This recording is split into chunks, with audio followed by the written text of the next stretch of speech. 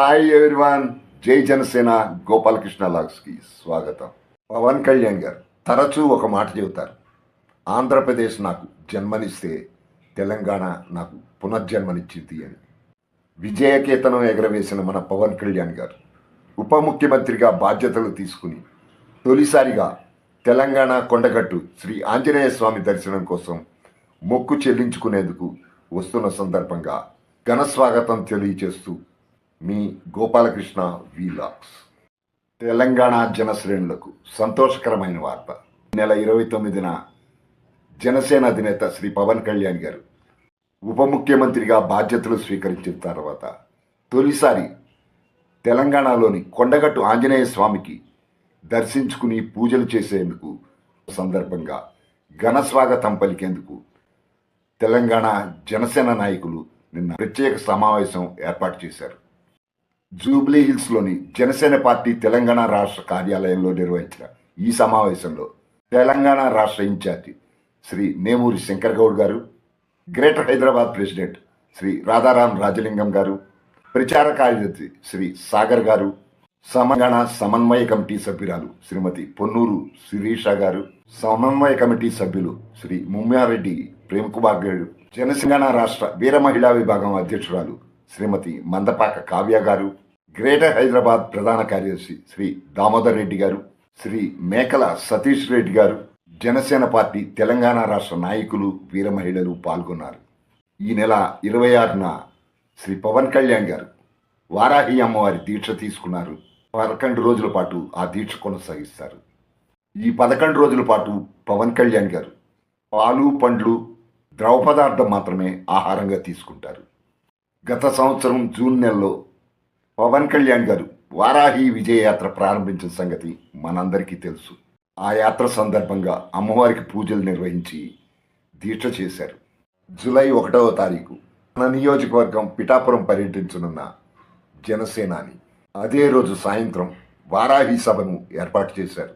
అలాగే తనను భారీ మెజారిటీతో గెలిపించిన పిఠాపురం ప్రజలకు కృతజ్ఞతలు కూడా తెలియజేస్తారు. పిఠాపురంతో పాటు ఉమ్మడి తూర్పుగోదావరి జిల్లాలో 3 రోజుల పాటు అధికార కార్యక్రమాల్లో పాల్గొంటారు ఉప ముఖ్యమంత్రి శ్రీ పవన్ కళ్యాణ్ గారు.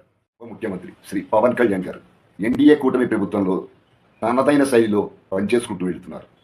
ఉప ముఖ్యమంత్రిగా 6 శాఖలు నిర్వహిస్తున్న పవన్ కళ్యాణ్ గారు గత వారం రోజులుగా క్షణం తీరిక లేకుండా సమీక్షలు, సమావేశాల్లో పాల్గొంటున్నారు.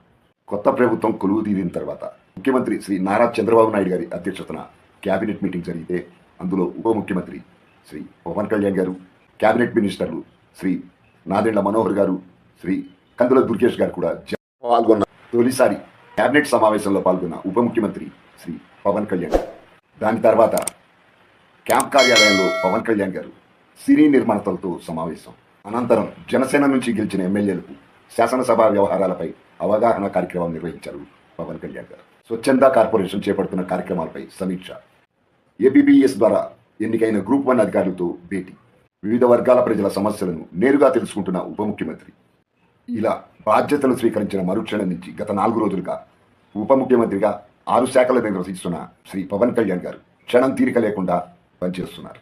ఉప ముఖ్యమంత్రిగా 6 శాఖలను నిర్వహిస్తున్న పవన్ కళ్యాణ్ గారు రాత్రి పగలు అనే తేడా లేకుండా ఫైళ్లన్నీ తన టేబుల్ చుట్టూ జరుపుకుని అన్నిటినీ క్షుణ్ణంగా పరిశీలిస్తూ వాటిలో కొన్ని విషయాలని నోట్ చేసుకుంటూ సమీక్షా సమావేశాల సమయంలో ప్రశ్నల వర్షం కురిపిస్తుంటే అధికారులు నోరేళ్ల పెడుతున్నారు.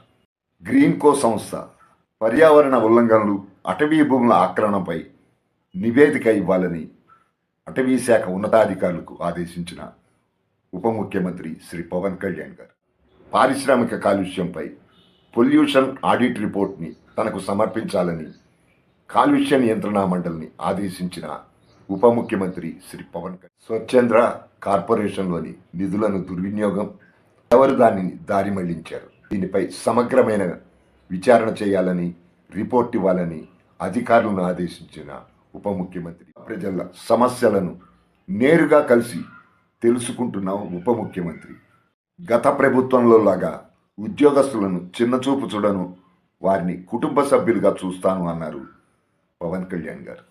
ఈ 5 సంవత్సరాల్లో పంచాయతీరాజ్ వ్యవస్థలో విప్లవాత్మకమైన మార్పులు తీసుకొచ్చి దేశానికే ఆదర్శంగా ఆంధ్రప్రదేశ్ నిలబెట్టేలా పనిచేయటమే నా లక్ష్యం. అందుకు అధికారులైన మీరు కూడా సహకారం అందించాలి. కూటమి ప్రభుత్వంలోని జనసేన మంత్రులు బాధ్యతలు తీసుకున్న తర్వాత తమ శాఖల సమీక్ష సమావేశాల్లో అధికారులకు ముచ్చెమటలు పట్టిస్తున్నారు.